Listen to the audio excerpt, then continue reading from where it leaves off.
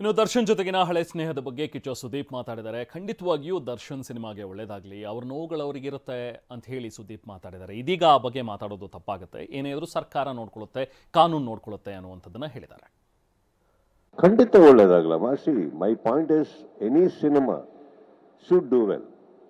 Okay, ನಾನೀಗ last ಟೈಮೇ ಹೇಳಿದೆ, ವಿಚಾರ ಬಂದಾಗ ಅವ್ರ ನೋವುಗಳು ಅವ್ರಿಗಿರ್ತವೆ, ಅವ್ರ ಫ್ಯಾನ್ಸಿಗೆ ಅವ್ರ ನೋವುಗಳಿರ್ತಾರೆ ಅಂದಾಗ ನಾವು ಮಾತಾಡೋದು ತಪ್ಪಾಗುತ್ತೆ. ಸರ್ಕಾರ ಕಾನೂನು ಅಂತ ಬಂದಾಗ ಅವ್ರೇನು ಮಾಡಬೇಕು ಅವ್ರು ಮಾಡ್ತಾ ಇರ್ತಾರೆ, ಅದಕ್ಕೂ ನಾವು ಅಡ್ಡ ಬರಬಾರ್ದು. ತಪ್ಪು ಸರಿ ಅಲ್ಲಿ ನಿರ್ಧಾರ ಆಗುತ್ತೆ, ಹಾಗಂತ ಅವ್ರು ಏನು ಕೈ ಕಟ್ಕೊಂಡು ಕೂತಿರಲ್ಲ, ಎಲ್ಲ ಮಾಡ್ತಾ ಇರ್ತಾರೆ. ನಾನು ಕೆಲವದಕ್ಕೆ ಯಾಕೆ ತಲೆ ಹಾಕಕ್ಕೆ ಹೋಗಲ್ಲ ಅಂದರೆ, ಒಂದು ವೈಯಕ್ತಿಕವಾಗಿ ನನಗೆ ಇಂಟ್ರೆಸ್ಟ್ ಇಲ್ಲ ಯಾರದೇ ವಿಚಾರ ತಲೆ ಹಾಕಕ್ಕೆ. ಎರಡನೇದು, ನಾವು ಮಾತಾಡೋದು ಕೆಲವು ವಿಚಾರದಲ್ಲಿ ತಪ್ಪಾಗುತ್ತೆ. ಅಲ್ಲ, ನಾವಿಬ್ಬರು ಏನಮ್ಮ 16-18 ವರ್ಷದವ್ರ ಹುಡುಗರ, ನಮಗೆ ಸ್ವಂತಿಕೆ ಬುದ್ಧಿ ಇಲ್ವಾ?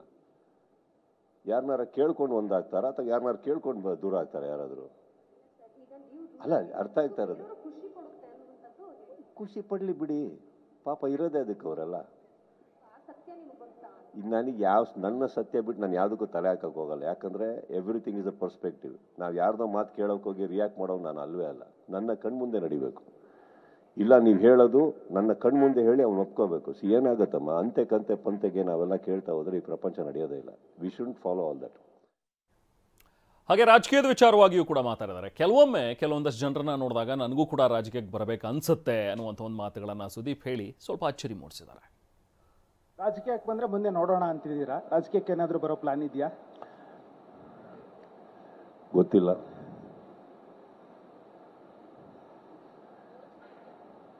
ಆ ರೀತಿ ಯೋಚನೆ ಏನಾದರೂ ಇದೆಯಾ? ಯೋಚನೆ ಇಲ್ಲ, ಅವಾಗ ಯೋಚನೆ ಬರಂಗ್ ಮಾಡ್ತಾ ಇರ್ತಾರೆ ಕೆಲವರು. ಯಾರೋ ಬಿಡಿ.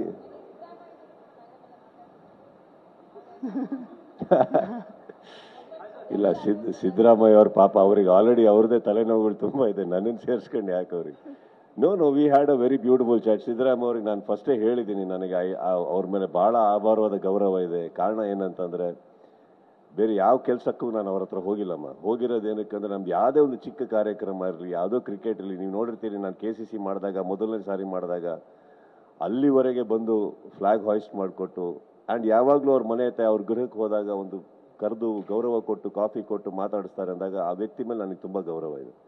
ನನಗೆ ಪರ್ಸನಲ್